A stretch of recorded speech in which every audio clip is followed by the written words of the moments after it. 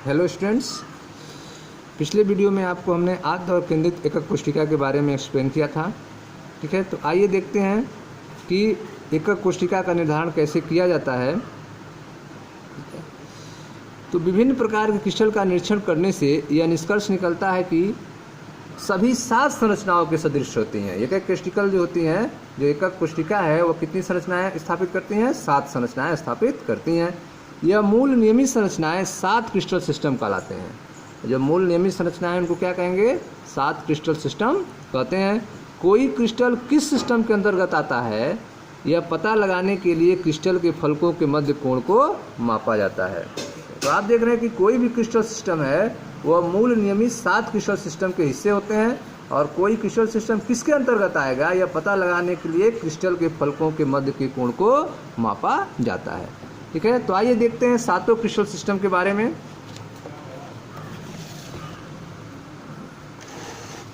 यह आपके 7 crystal system है। ये आपका घनीय है, द्विसमलंबाक्ष है, विषम समलंबाक्ष है, खटकोणीय है, त्रिसमनताक्ष है, एकनताक्ष है और त्रिनताक्ष है।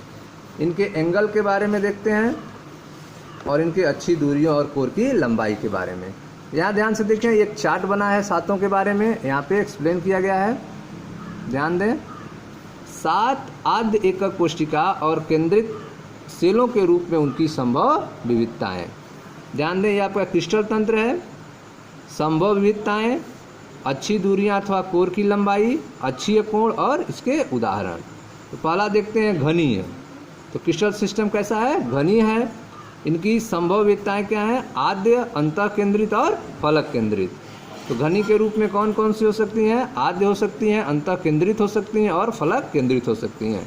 इनके अच्छी दूरियां और कोर की लंबाई क्या होंगी? आपस में बराबर होंगी, ए बराबर बी बराबर सी। और इनके अच्छी कोण क्या होंगे? तो इनके अच्छी कोण होंगे 90 डिग्री। अल्फा, बीटा और गामा, इन सबका कोण क्या होगा? 90 डिग्री के बराबर होगा। इस तरह के जो घनीय क्रिस्टल तंत्र के उदाहरण होते हैं वो होता है NaCl, नमक इसके अंतर्गत आता है, यसद ब्लैंड और कापर का स्ट्रक्चर जो होता है यूनिट सेल का वो घनी होता है। ठीक है, दूसरा है द्विसमलंबाक्ष। द्विसमलंबाक्ष के बारे में देखें, इसकी विविधताएं जो होती हैं आद्य अंतः केंद्रित होती हैं, आद्य अंतः केंद्रित होती हैं। इनमें ए और बी आपस में बराबर होते हैं लेकिन बी और सी बराबर नहीं होते हैं। जो दूरियां होती हैं वो ए और बी आपस में बराबर होंगी लेकिन बी और सी आपस में बराबर नहीं होती हैं। इनमें भी जो अच्छी कोण होता है वो 90 डिग्री होता है। अल्फा बराबर बीटा बराबर गामा इक्वल टू 90 डिग्री। ठीक है, इसका उदाहरण अगर देखा जाए इस तरह के स्ट्रक्चर का, तो स्वेट टीन होता है, SnO2 होता है, TiO2 होता है और CSO4 होता है, कैल्शियम सल्फेट। इन सारे चीज़ों के जो आप देख रहे हैं कंपाउंड, इनका स्ट्रक्चर जो होता है वह द्विसमलंबाक्ष होता है क्रिस्टल तंत्र। अब आप देखें विषम समलंबाक्ष। ठीक है, विषम लंबाक्ष के कौन कौन आते हैं? विषम लंबाक्ष में जो संभव विविधताएं होती हैं वो आद्य होती हैं, अंतः केंद्रित होती हैं, फलक केंद्रित होती हैं और अंत्य केंद्रित होती हैं। इनमें जो दूरियां होती हैं ये आपस में बराबर नहीं होती हैं। ए बराबर बी नहीं होता है, न तो बी बराबर सी होता है। लेकिन इनमें अच्छी कोण भी 90 डिग्री होते हैं। अल्फा बराबर बीटा बराबर गामा बराबर 90 डिग्री। इसके उदाहरण है विषम समलंबाक्ष गंधक KNO3 और BaSO4। ठीक है, अब आता है खटकोणी। खटकोणी में जो संभव विविधताएं होती हैं वो केवल आद्य होती हैं और इनकी अच्छी दूरियां जो हैं ए और बी आपस में बराबर होती हैं लेकिन बी और सी आपस में बराबर नहीं होती हैं। इनमें एंगल की अगर बात की जाए अच्छी कोण की, तो अल्फा बराबर बीटा बराबर 90 डिग्री होता है। अल्फा और बीटा जो होते हैं वो 90 डिग्री होते हैं, लेकिन जो गामा होता है वो 120 डिग्री का होता है। गामा जो होता है वो 120 डिग्री का होता है। ठीक है, इसके उदाहरण है ग्रेफाइट, जिंक ऑक्साइड और सीडियस कैडमियम सल्फाइड। ठीक है, अब नेक्स्ट है आपका त्रिसमनताक्ष अथवा त्रिकोणी। इसकी जो संभव विविधता है वो आद्य टाइप होती हैं। इनकी दूरियां आपस में बराबर होती हैं, ए बराबर बी बराबर सी। ठीक है, एंगल अगर देखा जाए तो अल्फा बराबर बीटा बराबर गामा, ठीक है, यह 90 डिग्री नहीं होता है। इसके उदाहरण है calcite, calcium carbonate, cinnabar, SGS। Next है एकनताक्ष। ठीक है, एकनताक्ष जिसकी संभव विविधताएं हैं आद्य अंतः केंद्रित। इसमें A B C जो अच्छी दूरियां हैं वो आपस में बराबर नहीं होती हैं अल्फा और गामा का कोण 90 अंश होता है, जबकि बीटा का 90 अंश नहीं होता है। इसका एग्जाम्पल है एक नताक्ष गंधक Na2SO4.10H2O। नेक्स्ट है आपका त्रिनताक्ष। त्रिनताक्ष जो है क्रिस्टल तंत्र है जिसकी संभवताएं हैं आद्य, और इसमें अच्छी दूरियां जो है आपस में बराबर नहीं होती हैं। A बराबर B बराबर C ये आपस में बराबर नहीं है। इनमें एंगल भी आपस में बराबर नहीं होते हैं। अल्फा बराबर नॉट बीटा बराबर नॉट गामा बराबर नॉट 90, ठीक है। तो ये 90 अंश के बराबर नहीं होते हैं। इसके उदाहरण है आपका K2Cr2O7 CuSO4, ठीक है, .5H2O और H3BO3, ठीक है। तो इस तरह से आपने ये चारों तरह के क्रिस्टल तंत्र के बारे में देखा और इनके आपस में दूरियों के बारे में, और इनसे संभव विविधताएं कौन कौन सी होती हैं, अच्छी कोण कौन कौन से होते हैं, और इस तरह के किसमें इस तरह के एग्जाम्पल्स पाए जाते हैं, इस तरह के स्ट्रक्चर्स किसके क्रिस्टल लैटिस में शामिल होते हैं, तो उसका उदाहरण भी आपने देखा, ठीक है। अब जो है जिसको आपने सातों तरह के क्रिस्टल तंत्र के बारे में देखे हैं उसके फिगर को आप देख लें। ये आपका पहला क्रिस्टल तंत्र था घनीय, जिसमें आप देख रहे हैं कि इनकी जो कोर की लंबाई है A, ठीक है, B और C यह आपस में बराबर होती हैं। A, B और C सब आपस में क्या होती हैं, दूरियां बराबर होती हैं, और आपस में एंगल भी बराबर होते हैं। जैसे आप देख रहे हैं कि यह एंगल अल्फा बराबर 90 डिग्री है, बीटा बराबर 90 डिग्री है और गामा बराबर 90 डिग्री है, ठीक है। तो A, B, C की लंबाइयाँ भी आपस में बराबर हैं और एंगल भी सबका क्या है 90 डिग्री है। दूसरा आपने द्विसमलंबाक्ष देखा था, जिसमें जो है A और B आपस में बराबर होते हैं। A की लंबाई और B की लंबाई जो होती है बराबर होती है, लेकिन C की लंबाई बराबर नहीं होती है। A की लंबाई और B की लंबाई ये आपस में बराबर होती हैं, लेकिन C की लंबाई आपस में बराबर नहीं होती है, ठीक है। और एंगल की अगर बात किया जाए तो यह 90 डिग्री होता है। यहाँ का एंगल भी 90 डिग्री है, यह भी एंगल 90 डिग्री और यह भी एंगल 90 डिग्री है, ठीक है। अब तीसरा आपका था विषम लंबाक्ष। विषम लंबाक्ष में जो है आपका तीनों बराबर नहीं है। यह A दूरी और B दूरी और C दूरी यह आपस में तीनों बराबर नहीं होते हैं, लेकिन एंगल जो है वह 90 डिग्री होता है। यहाँ पर भी 90 डिग्री है, यह भी 90 डिग्री है और यह भी 90 डिग्री है, ठीक। उसके बाद आता है खटकोणी। आपका खटकोणी में A और B आपस में बराबर होते हैं। A और A की जो अच्छी दूरी है, कोर की लंबाई है A और B ये आपस में बराबर होते हैं, लेकिन C जो है वह बराबर नहीं होता है। एंगल की अगर बात किया जाए तो एंगल में अल्फ़ा और बीटा जो होता है वो 90 डिग्री होता है और गामा जो होता है वो 120 डिग्री का होता है। नेक्स्ट आता है आपका त्रिसमलताक्ष अथवा त्रिकोणी। तो यह त्रिकोणी में अगर देखा जाए तो इसमें जो दूरियां होती हैं A, B, C ये आपस में बराबर होती हैं। A, B और C यह कोर की लंबाइयाँ बराबर होती हैं, लेकिन एंगल अगर देखा जाए तो अल्फ़ा बराबर बीटा होता है, ठीक है, बराबर गामा होता है, लेकिन यह 90 डिग्री नहीं होते हैं, ठीक है, यह 90 डिग्री नहीं होते हैं। उसके बाद आता है आपका एक नताक्ष। एक नताक्ष में आप देखें A, B और C ये आपस में दूरियां कोर की लंबाई बराबर नहीं होती हैं। अल्फ़ा और बीटा जो, ठीक है, अल्फ़ा और गामा जो है 90 डिग्री होते हैं। अल्फ़ा और गामा जो होते हैं वह 90 डिग्री होते हैं, बट बीटा जो है वो 90 डिग्री नहीं होता है। और लास्ट में आता है आपका त्रिनताक्ष।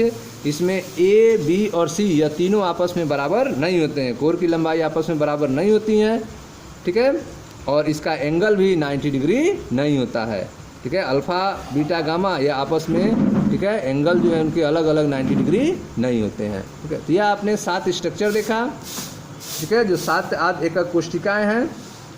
यह एक वैज्ञानिक थे, फ्रेंच वैज्ञानिक, ठीक है, एक फ्रेंच गणितज्ञ ने दर्शाया कि 3 विमाओं में केवल 14 प्रकार के जालक संभव हैं।